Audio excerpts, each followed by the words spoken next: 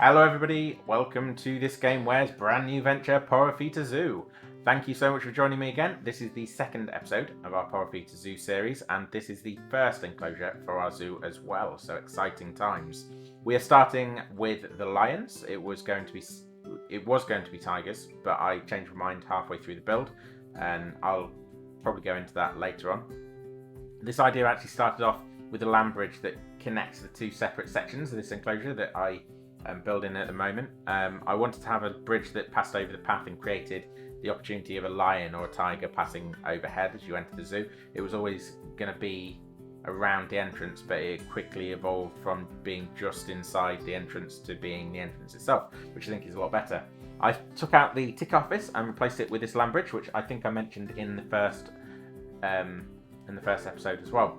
So for anyone who has already watched episode 1, I said that we wouldn't necessarily be theming the zoo around any kind of specific culture or anything like that, but that there would be certain ideas running through the zoo and tying it all together. So one of those is if you went sleuthing around after episode 1, you might have found that the word Porowhita is actually a Maori word for circle, and that's alluding to the fact that there's going to be, throughout the zoo, a number of circular enclosures that hopefully serve as temporal experiences for the zoo, so the sort of things that draw people in and make people want to visit the zoo. They'll hopefully be quite spectacular in certain parts. Another idea that will run through the zoo as well is the idea of contrast, and actually I'll be using that in conjunction with these circles as well to create some interesting exhibits, hopefully. I'll also be looking at how to incorporate this into other areas of the zoo too, and it actually starts here with Starlit Savannah. So knowing that I wanted to have these two halves of the enclosure, that lent itself to some kind of contrast, and I chose to try and represent the contrast between night and day. So the indoor area becomes the night, while the open air side is the savannah in the daytime. So this also afforded me the opportunity to play about with the light and try out some different ideas. Lighting is fairly new to me, as previous projects have been more about the accurate recreation of things, and lighting was always secondary and didn't really do too much with lighting, so this was quite exciting. Exciting lighting, there you go. We actually have a couple of different ideas in here lighting wise. The first, and the one that gives the enclosure its name, is the stars on the rear wall of the indoor area. Now if you look carefully at these stars, you may actually be able to pick out some of the constellations of the Northern Hemisphere, because I started out with recreating as many as I could. It starts with Ursa Minor in the middle at the top, then I branched out from there to the left and the right. I'm not making any great claims to accuracy though, nothing like that, but they are there, and there are somewhere around 30 if you want to have a go at spotting them. To the left and right of it though, the stars are just a reproduction of what I'd already built because I ran out of constellations. We do also have a moon that I made from snowflake lights, so very pretty.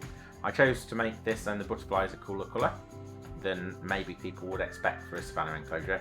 This was for a couple of reasons, to be honest. Firstly, I really liked the contrast between the warmth of the colours found on the ground of this map and the tones you would find in the savannah generally. The second, I haven't said that very well. So the contrast of the tones of the ground and with the cooler colours of the moon and the butterflies. The second reason behind that is that the nighttime is often equated with that sort of cool colouring anyway. I'm really happy with how this came out, especially the butterflies on the back wall, which I think make it feel quite an enchanted space. And I wasn't necessarily aiming for that, but I'm quite glad that it cropped it up anyway. So coming off the back of that then, I knew I wanted the indoor space to also have a large space for spectation, for people to come and watch.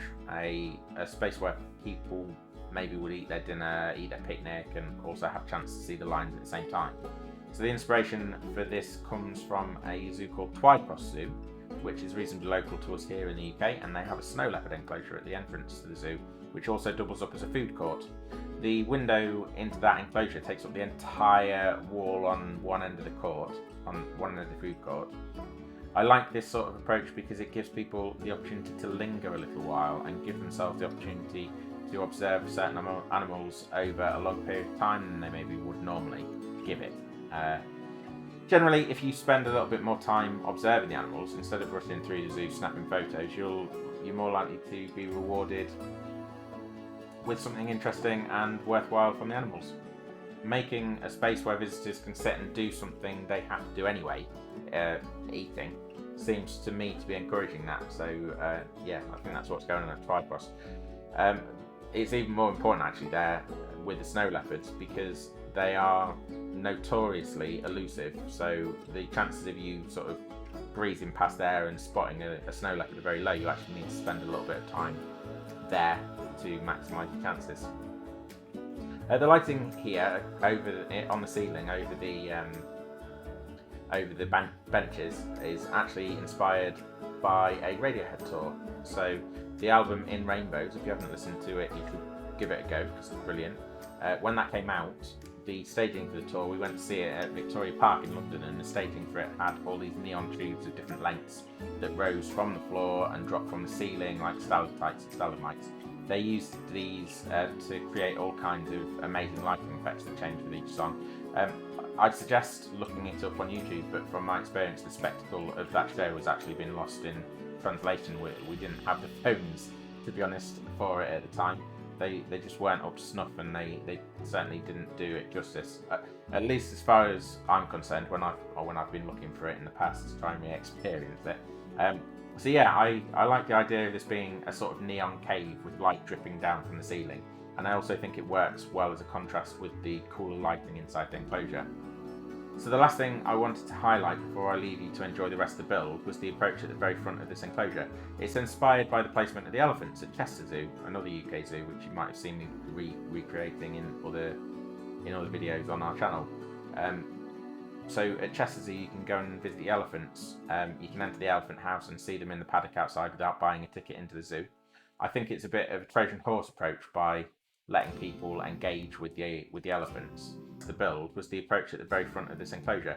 It's inspired by the placement of the elephants at Chester Zoo, another UK zoo which you might have seen me recreating in other videos on our channel. So at Chester Zoo you can go and visit the elephants. You can enter the elephant house and see them in the paddock outside without buying a ticket into the zoo. I think it's a bit of a Trojan horse approach by letting people engage with the elephants. You're probably making it more likely that they'll buy a ticket to see the rest.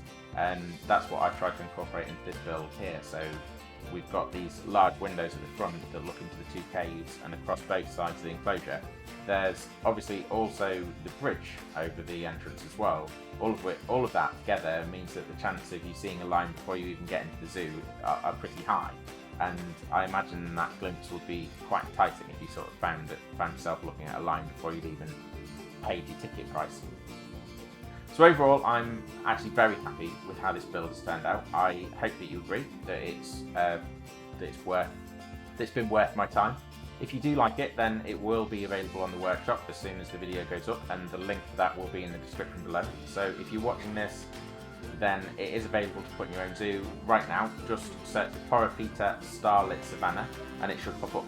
We do have a few other bits on there as well, and plenty more will be going up as we progress with Porowhita. So if you think you might be interested in having some of the stuff we create, then I'd suggest following us on the workshop. So thank you so much for joining us for another episode. I'm going to leave you to enjoy the rest of the building, and there will be a short cinematic, as cinematic as I can make it anyway, tour at the end, just to give you a good overview of everything in the enclosure and to show you the lions actually in it, actually living in the enclosure. So thank you again for joining us, and I hope to see you again for future episodes.